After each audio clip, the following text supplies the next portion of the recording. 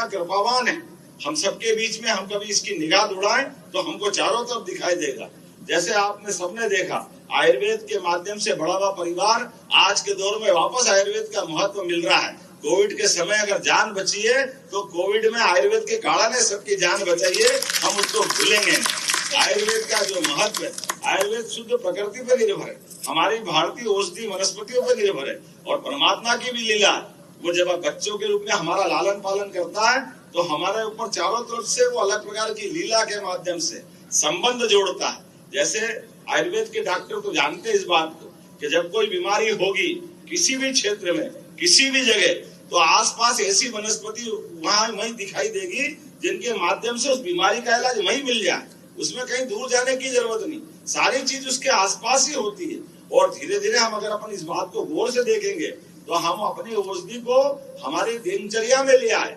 ये दुनिया में एकमात्र देश है भारत जिसके अपने किचन के अंदर हल्दी का उपयोग खाने में होता है कि दवाई में आज तक मालूम ही नहीं पड़ा, हम सब खा रहे हैं। आज के इस अवसर पर चूंकि मैं थोड़ा सा वर्ष प्रतिपदा की बधाई भी देना चाहूंगा, परमात्मा की कृपा है आज का दिन हमारा और विशेष है।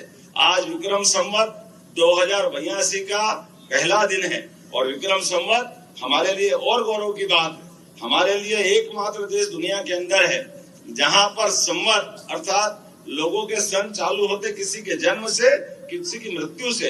हमारे यहाँ ये सिस्टम नहीं है, हमारे यहाँ पुरुषार्थ से होता है। हमको मालूम है, हम वैज्ञानिक दृष्टिकोण से भी समय की गणना हमारी शुद्ध वैज्ञानिक दृष्टिकोण से, इस आधार पर जब हमारे 1 सेकंड की छोटी से छोटी इकाई जो पंचांग में काम आती, जिसके आधार पे हमारी तिथियां बनती, वो 34,000वां हिस्सा है।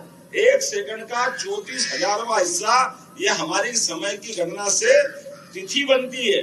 इसलिए हमने अपने जंतर मंतर के पास वैदिक घड़ी बनवाई है। वैदिक घड़ी दुनिया के अंदर दिखाया है कि सामान्य घड़ी तो सब रख लेंगे, लेकिन ये हमारी वेद काल के समय से प्राचीन गणना की जो पद्धति है, इसके कारण से काल की नगरी महाकाल की नगरी अर्थात काल का समय का निर्धारण भी शुद्ध रीति से होना चाहिए। इसलिए खगोलीय दृष्टि से भी हमारा अपना जो सनातन समाज है वो बहुत उन्नत अवस्था में है।